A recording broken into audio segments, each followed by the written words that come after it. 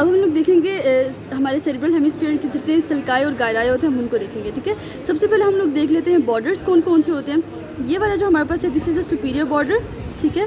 उसके बाद हम लोग बात करते हैं नीचे की तरफ आ जाते हैं तो हमारे पास दो बॉर्डर्स आ जाते हैं। एक आ जाता है हमारे पास इन्फीरो मीडियल बॉर्डर और एक आ जाता है हमारे पास इन्फीरो लैटरल बॉर्डर। तो ये तीन बॉर्डर्स हैं जो हमारे एक सेरिब्रल हेमिस्फीयर के होते हैं। अगर हम सर्फेसिस की बात करें तो ये वाला सारा सर्फेस जो है ये मीडियल सर्फेस है, क्योंकि हमने सेरिब्रल हेमिस्फीयर को बिल्कुल सेपरेट किया हुआ है, ठीक है। यहाँ पे एक और सेरिब्रल हेमिस्फीयर आएगा।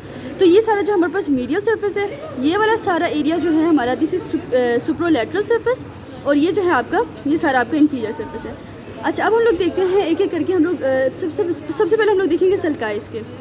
तो जो इंपॉर्टेंट सल्कस हैं, सबसे पहले जो सबसे इंपॉर्टेंट सल्कस है वो आपका है सेंट्रल सल्कस। वो आप लोग कैसे देखोगे, आपने जो है ना ब्रेन को पकड़ना है, आपने सेंटर से थोड़ा सा पीछे जाना स्टार्ट करना है और वहाँ से आपने सेंट्रल सल्कस को निकालना है। क्योंकि जब आप सेंट्रल सल्कस को थोड़ा पीछे से निकालते हो तो जो मेजर पोर्शन है वो आगे फ्रंटल लोब का आ जाता है। तो फ्रंटल लोब को आपने ज़्यादा पोर्शन देना है, इसलिए सेंट्रल सल्कस को आप थोड़ा पीछे से निकालते हो। तो यहाँ पे आपके पास जो है ये देखिए ये प्रोमिनेंट से सल्कस नीचे रन करता हुआ जाएगा, जिसको हम लोग नाम देंगे सेंट्रल सल्कस का, ठीक है। अभी सेंट्रल सल्कस ने डिवाइड कर दिया है हमारे ब्रेन को दो लोब्स में। आगे वाला सारा लोब है फ्रंटल लोब और पीछे वाला जो लोब है सारा that is the parietal lobe, ठीक है। अब यहाँ पे एक और आपको बड़ा इंपॉर्टेंट सल्कस नजर आएगा, ठीक है, जो कि हमारे पास हॉरिजॉन्टली रन करता हुआ जाता है, ठीक है। ये वाला this is basically is the lateral sulcus, ठीक है। और लैटरल सल्कस से जितना भी नीचे वाला पोर्शन है that is your temporal lobe.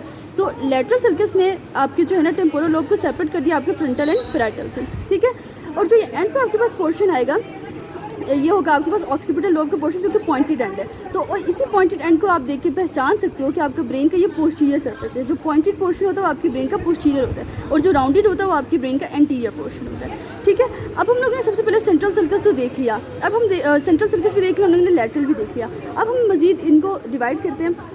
जो हमारे पास फ्रंटल लोब है इसके अंदर फर्दर हमारे पास जो है 3 सल्काएँ आएंगे और 4 गायराएँ आएंगे। अब वो 3 सल्काएँ कौन से आएंगे, ये हमारे पास जो था सेंट्रल सल्कस था। इससे आगे की तरफ जो एक सल्कस हमारे पास रन करता हुआ जाता है that is called pre central sulcus, ठीक है। उस प्री सेंट्रल सल्कस के नतीजे में जो यहाँ पे आपके पास पोर्शन आ जाता है ब्रेन का that is the pre central gyrus, ठीक है। और जो बाकी 2 सल्काएँ हैं उनमें आ जाता है एक हमारे पास सुपीरियर फ्रंटल सल्कस और एक आ जाता है हमारे पास इन्फीरियर फ्रंटल सल्कस, जिस वजह से हमारे पास मज़ीद 3 गायरा आ जाते हैं, superior, middle and inferior frontal gyri, ठीक है। तो ये 4 चीज़ें हमारे पास जो है फ्रंटल लोब से रिलेटेड आ गई। अब हम आ जाते हैं पैराइटल लोब की तरफ। अगेन जो हमारे पास सेंट्रल सल्कस था उससे पीछे हमारे पास जो सल्कस रन करते हुए जा रहा है that is the post central sulcus, ठीक है। और इस पोस्ट सेंट्रल सल्कस के नतीजे में हमारे पास क्या बन जाता है, पोस्ट सेंट्रल गायरस। और याद रखना इसके अलावा हमारे पास सिर्फ और सिर्फ एक ही सल्कस रन करता हुआ जाता है जिसका नाम है हमारे पास इंट्रा पैराइटल सल्कस, ठीक है। ये जो इंट्रा पैराइटल सल्कस है ये सेपरेट आउट करता है हमारे पैराइटल लोब को सुपीरियर पैराइटल गायरस में एंड इन्फीरियर पैराइटल गायरस में। सो पैराइटल लोब में हमारे पास 2 सल्काए एंड 3 गायरा आया है। एक हमारे पास पोस्ट सेंट्रल सल्कस आया और एक इंट्रा पैराइटल सल्कस आया, जबकि जो 3 गायरा आया है उसमें हमारे पास post central gyrus, superior and inferior parietal gyrus आ गए, ठीक है। अब हम आ जाते हैं अपने टेम्पोरल लोब की तरफ। टेम्पोरल लोब भी बहुत ईजी है। अब इसके अंदर हमारे पास 2 सल्काए अगेन एंड 3 गायरा आएंगे। एक सल्कस जो है हमारे पास ऐसे लैटरली रन करता हुआ जाएगा जिसको हम लोग नाम देंगे सुपीरियर टेम्पोरल सल्कस का, और उसके जो नीचे रन करेगा आपने उसको इन्फीरियर नहीं बोलना, आपने बोलना है that is medial temporal middle temporal sulcus, ठीक है, सुपीरियर एंड मिडल, जिसके नतीजे में हमारे पास 3 गायरा आ जाएंगे, superior, middle and inferior temporal gyri, ठीक है।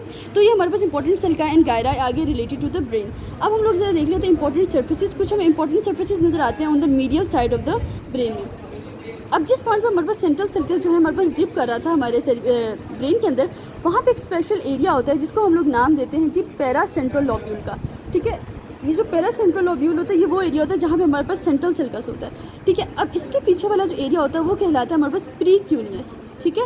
अब प्री क्यूनियस से पीछे वाला जितना भी एरिया होता है वो हमारे पास होता है क्यूनियस का एरिया, और जो हमारे पास लास्ट पे आपको ये वाला एरिया नजर आ रहा है this is basically the lingual gyrus, ठीक है। और एक और इंपॉर्टेंट चीज़ आपने याद करनी है, यहाँ पे इस तरह ट्रांसवर्सली रन करता हुआ एक सल्कस जाता है जिसको हम लोग नाम देते हैं कोलेटरल सल्कस का, जिसके आगे वाला जो गायरस होता है वो हमारे पास होता है पैरा हिप्पोकैम्पल गायरस। और ये पैरा हिप्पोकैम्पल गायरस जो है आगे जाके एक इंपॉर्टेंट स्ट्रक्चर बनाता है जिसको हम लोग नाम देते हैं अनकस का, ठीक है जी।